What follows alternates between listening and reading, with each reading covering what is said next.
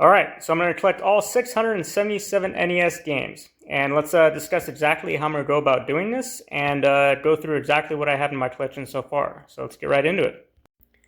All right, let's get started. So I'm going to collect 677 NES games. I say 677 because I am not going to collect stadium events because I think it's a little too close to world-class track meets, and since it is the most expensive game, I'm going to pass on that because I am actually interested in doing this. But what do we got here? Battletoads. Yeah, so I got 10 games out of the 677. But if I'm even wrong about that amount, let me know in the chat because from what I can tell, that looks like the amount for American games without stadium events, but I could be wrong. But anyways, Battletoads. One of the 10 games I own, probably one of the hardest games ever. I think I made it past the race scene, but I never beat that game. I think the level after that was the farthest I've made it in that game, unfortunately. But yeah, moving on. Castlevania 2 Simon's Quest. I may get some flack for this one, but I think this is, in my opinion, the best Castlevania NES game. It was open world, or at least it felt open world to me at that time. I mean, you can go right, you could go left, you could go down and right and down and left, and you had to backtrack and you had to go back to the towns and speak to people, and the music was obviously really great. But this was actually a really, really good game that I enjoyed. I get it, it had kind of like quirks where you had to I think it was go to the left of the mountain and crouch for like a ridiculous amount of time, so just a random tornado would whip you into the next level in the early game, and it didn't really make any sense. And I get all that, but to me that was a really good game. But as far as the big games I'm gonna have to collect, I believe Little Samson is gonna be the most expensive at about $2,000, and maybe I think the Flintstones might be third or fourth. I'd have to check it. If I'm wrong about that, quote me on that. I might be missing on something. But what do we got here? Contra. Yes, a game I've had for a long time. Obviously enjoyed very much. But I'm actually gonna have to, I think, focus on eBay auctions the most to find the games.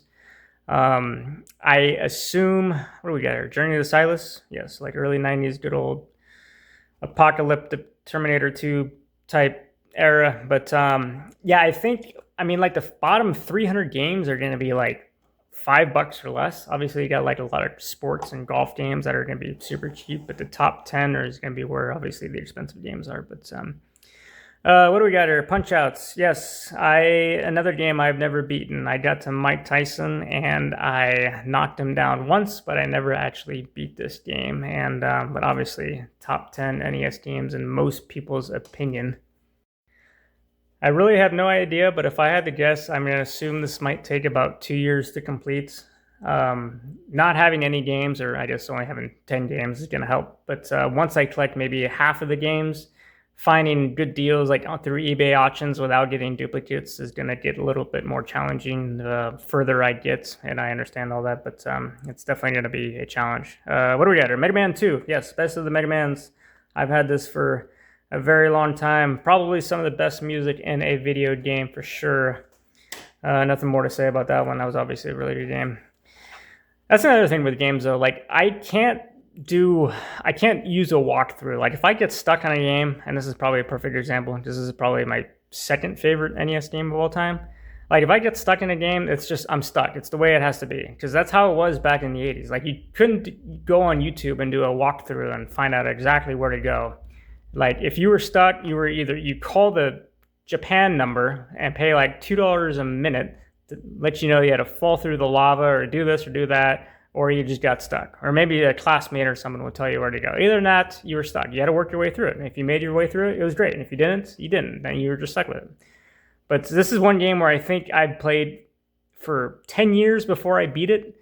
And only because I just didn't know where to go because you're constantly backtracking and all that stuff. And that's just what made it fun. I mean, obviously the walkthrough of that game is like 45 minutes. But if you do that, you're taking all the fun out of it. But Metroid was a very good game. All right, I'll shut up. Ninja Gaiden, pretty sure it's Ninja Gaiden, but yeah, this is another game that I never did beat. I got to the final boss and I beat him. There's 3 stages. I think I beat him with the red nose, and then he flies left and right, and you had to beat him then again, and then on the final stage you had to beat him again. But I think if you died, you went back to like stage 6-1, which was really ridiculous. And I don't think there's a game other than this, that got my blood pressure so high than this particular game. It was extremely frustrating, but it was a lot of fun.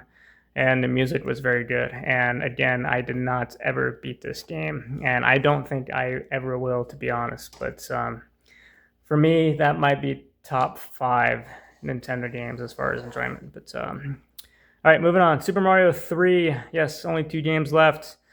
Best of the Super Marios for sure. The only one that I have. I've obviously lost a few games. I've had more than this, but I'm only getting serious about collecting now. So I got to get obviously Mario 1 and Mario 2 and all the other Marios that are going to be involved in this, because there's more to get. But this was the best Mario. I think the only problem I remember this is you couldn't save. You had to the only memory I have on this game is leaving the Nintendo on to actually, I guess, obviously save where I was and come back the next day.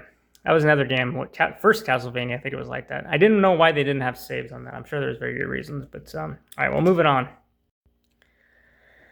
But yeah, I could be completely wrong on the 677 number, or I could be missing a big game that I'm just completely missing. So, but it looks like I'm looking at about $20,000, $25,000 to collect every game. So it's gonna be quite a journey here. But what do we got here? Yeah, Legends of Zelda, probably the best NES game in my opinion of all time. But yeah, obviously a classic in its own way. But yeah, this is going to be quite the journey. I won about 3 eBay auctions. I got about 25, 30 games coming. I got a stack coming tomorrow and a stack coming, I think, about 3 or 4 days after that, of obviously games that I don't have. So I'm going to take those games out, I'm going to play them, and I'm going to go ahead and put them on this video and add it to the collection. And we're going to have to make a little checkoff list on all the games that I don't have. But this is going to be a very long journey, and yeah, it's going to be a long journey. But other than that, it's going to be fun. It's a labor of love. But anyways, thanks for watching. And next video will be adding to this collection to get all the NES games. So thanks for watching, and talk to you guys later.